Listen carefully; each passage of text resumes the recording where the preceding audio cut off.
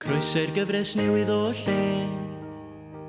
Oedd nhw eisiau Brynfon gan ei hon, ond oedd ganddo ddim diddordeb.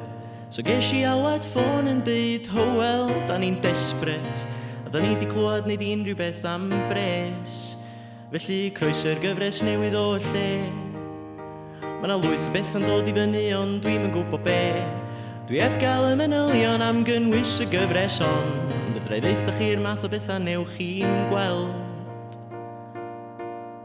Newch chi'n gweld product placement na unrhyw hysbysebu, gan i'n deud Coca-Cola heb roi menshi Pepsi, ac ella welwch bidlan vagina neu dyn, ond mewn fforati dim obscene.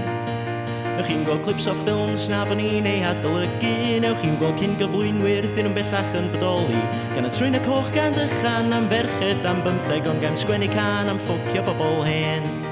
Cerbo studios y lle yng Nghanarfon, am ryw reswm dwi'm yn gael deud Serch hynny gai ddeud content yn dibynnu ar context, neu os dwi'n cyfieithu cynnwys neu'n sôn am babell conservative, ond dim os dwi'n slagio tri byd off. Os da chi'n poeni am safon y jokes, dwi'n gaddo bo' na well bethau I ddod.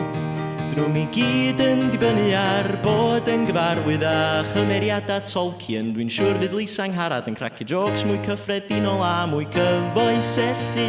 Croeso'r gyfres newydd o lle. Swn I di neu mwy o ymdrech, ond dwi'n mond yma am y pres, ac am y cydnabyddiaeth, y freebies a'r sex yn dod am canu gan ar S4C.